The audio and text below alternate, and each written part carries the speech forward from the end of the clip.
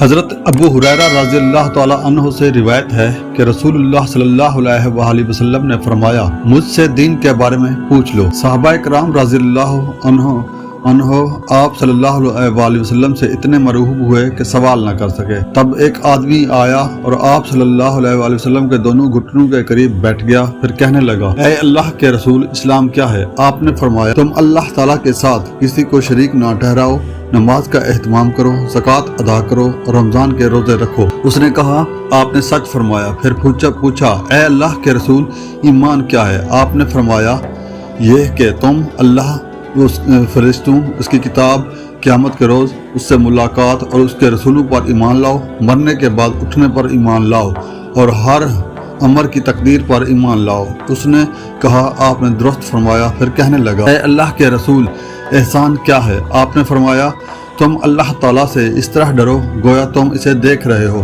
پھر اگر تم اسے دیکھ نہیں رہے ہو تو وہ یقیناً تمہیں دیکھ رہا ہے۔ اس نے کہا، آپ نے صحیح فرمایا۔ پھر پوچھا، اے اللہ کے رسول، قیامت کب قائم ہوگی؟ آپ نے جواب دیا، جس سے قیامت کے بارے میں پوچھا جا رہا ہے وہ پوچھنے والے سے زیادہ نہیں جانتا۔ میں تمہیں اس کی علامت بتا دیتا ہوں۔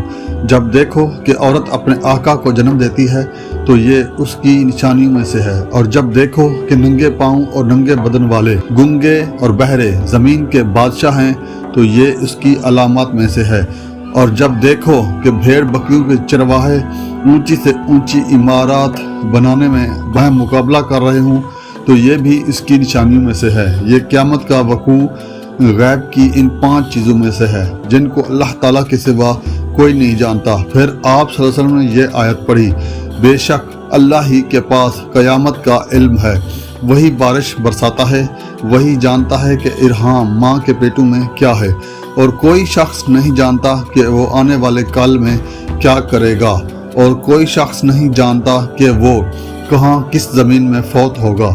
سورت کے آخر تک حضرت ابو ہریرہ رضی اللہ عنہ نے کہا، پھر وہ آدمی کھڑا ہو گیا اور چلا گیا تو رسول اللہ صلی اللہ علیہ وآلہ وسلم نے فرمایا، اسے میرے پاس واپس لاؤ۔ اسے تلاش کیا گیا تو وہ انہیں صحابہ کرام کو نہ ملا۔ رسول اللہ صلی اللہ علیہ وآلہ وسلم نے فرمایا، یہ جبریل تھے، انہوں نے چاہا کہ تم نے نہیں پوچھ رہے تو تم سیکھ لو، انہوں نے آ کر تمہاری طرف سے سوال کیا۔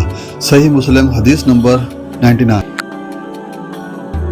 نبی کریم صلی اللہ علیہ وآلہ وسلم جب غسل فرماتے تو آپ پہلے اپنے دونوں ہاتھ دھوتے، پھر اسی طرح وضو کرتے جیسا نماز کے لیے آپ صلی اللہ علیہ وسلم وضو کیا کرتے تھے۔ پھر پانی میں اپنی انگلیاں داخل فرماتے اور ان سے بالوں کی جڑوں کا خلال کرتے، پھر اپنے ہاتھوں سے 3 چلو سر پر ڈالتے، پھر تمام بدن پر پانی بہا لیتے۔ صحیح بخاری حدیث نمبر 248۔